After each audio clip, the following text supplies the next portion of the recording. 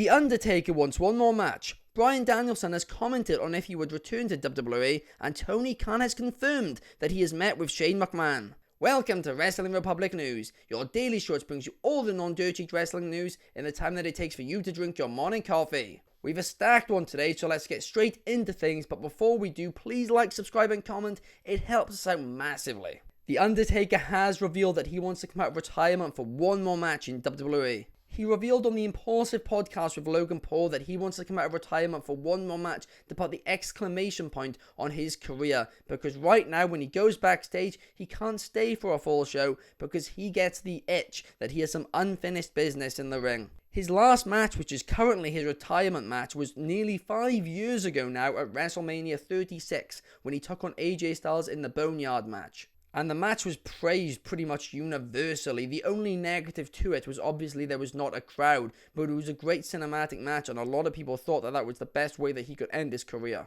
He's 59 years old now, so as much as he might want to go for one final match, honestly, I'm not entirely sure if he could.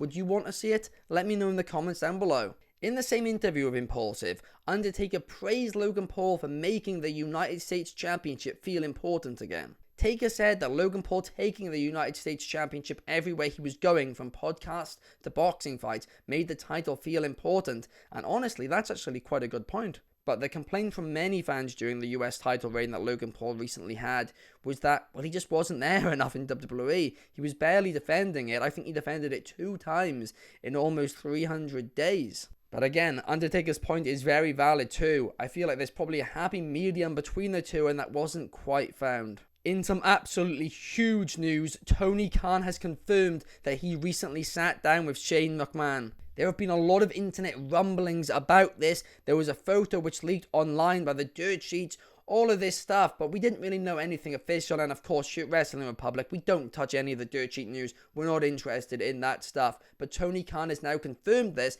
and he didn't confirm necessarily a meeting, but they met, they sat down, and they talked a little bit of wrestling. Khan confirmed this on the Sedano and Cap show, and he praised Shane McMahon's wrestling intelligence and said he was a great guy to talk to wrestling about, and he described it as a really nice visit. Was this just 2 wrestling fans talking about their love of wrestling, or could this be something more? Could Shane McMahon potentially be coming to AEW? I'd love to know your thoughts. Let me know in the comments down below. Bryan Danielson has given an update on potentially returning to WWE, and I'm sorry WWE fans, but it isn't good news. In an interview with Gorilla Position, Danielson revealed that he would only ever return to the company if it would benefit the business. And he said for this to be the case, AEW would have had to have overtaken WWE and become the big company in the industry, and WWE would have to be falling and their creative would have to be in a very different place to it is now. He was also asked about potentially returning for a Hall of Fame induction, and he said that he has no interest in it. Honestly, I'd have loved to see Danielson return to WWE for a few matches during his retirement tour,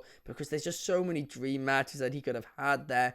But hey, we do need people in wrestling who really want to help the competitor brand that is important for the health of the industry, so I get it and it's commendable. But at the same time, not returning for a Hall of Fame induction?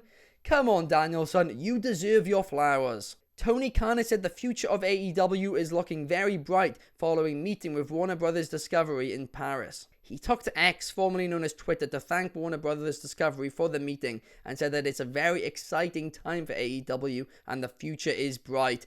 And this, well, surely this means a new TV deal is on its way. The fact that Warner Brothers Discovery recently missed out on the NBA and lost it is undoubtedly good news for AEW, as no way will they want to lose another one of their highest rated weekly TV shows. No way. In an interview with Chris Van Vliet, AEW commentator Nigel McGinness has revealed that he would only return to the ring if it was for a match with Bryan Danielson. And unfortunately, he doesn't think it's going to happen. I feel like this is a massive missed opportunity by AEW, as Nigel McGinness has been building up the feud of Danielson on commentary for over a year now, and I feel like they just should have done it. Like, even on an episode of Dynamite, they should have just done this match on Danielson's retirement tour. If he's not retiring at All In, then we should definitely do it following that, because Nigel McGinness deserves a retirement match, and if Danielson's the only option, give it to me. Why not? NWA Signing Spree has continued as they have signed Thom Latimer to an exclusive contract.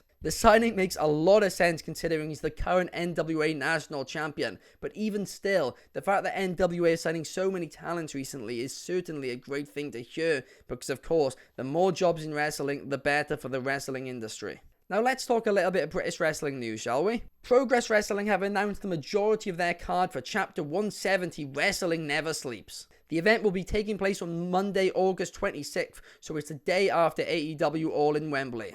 For the Progress Tag Team Championships, Sanity will be defending against former champions the Smokin' Aces. While for the Women's Championship, Rio will be defending against Session Moth Martina in a match that I'm really excited for. And Eddie Dennis and Tate Mayfez will try and settle their feud in a singles match, and there's going to be a lot of bad blood in this one. And of course, as previously announced, Kenta will be defending the Defy Wrestling Championship against an unnamed competitor at the show as well. I presume the name of that competitor is going to become known very, very soon.